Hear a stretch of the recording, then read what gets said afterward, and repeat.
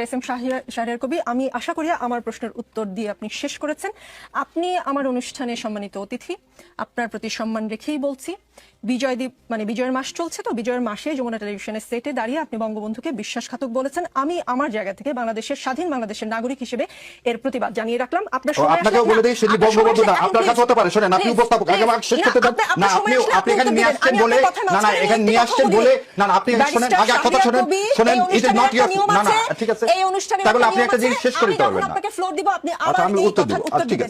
এই অনুষ্ঠান কিভাবে চলবে সেটা আমি না, এটা বলবেন না, এটা শরীয়তের কায়দা, এটা শরীয়তে। আমরা আমন্ত্রিত অতিথি মানে হচ্ছে ভগবান, ভগবানকে আপনাকে সম্মান করতে হবে। আপনি কথা আগেও বলছেন একদিন, আপনার অনুষ্ঠান বলে কিছু নাই। না, আপনার অনুষ্ঠানে আমি আসিনি, আপনি আপনার অনুষ্ঠানে আসছি, আমি আসছি এই 16 কোটি মানুষের কথা বলার জন্য। না, আমি যমুনা টেলিভিশনে আমন্ত্রণে এসেছি, আপনার অনুষ্ঠানে না।